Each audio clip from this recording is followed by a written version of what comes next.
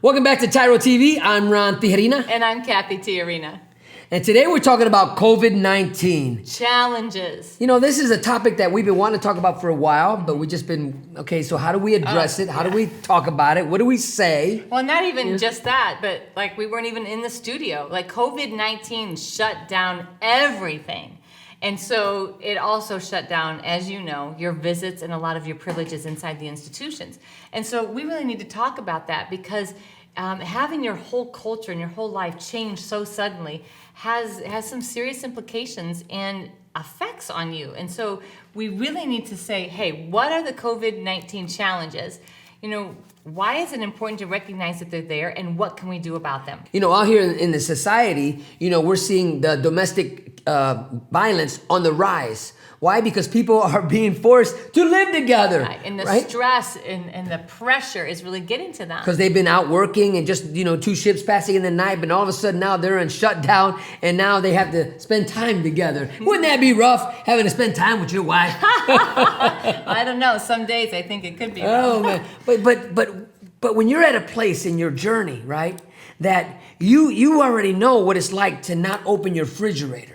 You already know what it's like to not be able to hold your wife at night, hold your lady, to play with your kids. You know that, right? And so now amplify that. Your kids now can't come and see you. But so for the people out here that are experiencing COVID restricted movement, right? COVID lockdown, they're tripping. But we're not. Why? Because we've been there when we were separated. We were locked down. So I want to challenge you, you know, when you call home if you're able to call home and you talk to them, don't put fear in their ears. Don't scare them. Don't tell them what's going on in your world because and make it sound like you guys are in trouble because you're not.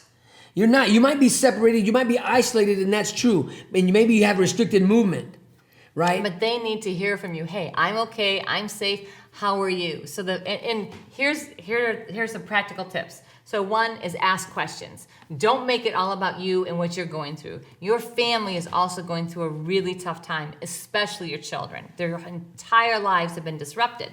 So spend some time asking them, how is this affecting you? What do you think? What are you hearing on the news? You know, what are you doing? How is your life different? And what can I do to help you? Ask those questions. Spark that conversation. You might get one-word answers, but that's okay.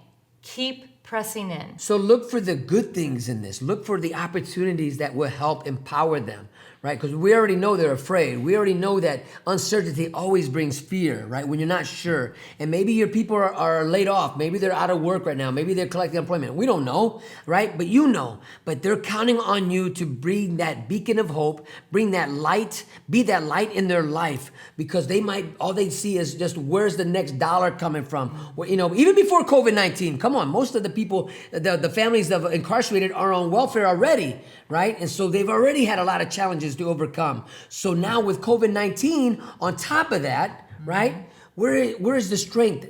They're looking for it. It's you. They're looking for the strength in you, Dad. So I want to encourage you right now to take time, write a letter to your family and say, hey, listen, I got you. We're going to be okay. We're going to make this. You know, this ain't got nothing on us. We are going to make it. And as you do that, you are not only creating that atmosphere of safety, but you're also solidifying your place as the anchor, as someone that can be depended upon. And so when you're the calm voice in the middle of the chaos, when you're the one that's saying, you know what, regardless of what's happening outside there, we're not going to lose our own focus, which means that we're focused on building a healthy, strong family, creating a legacy, finding ways to contribute in society. Now this opportunity is huge to do all of those things.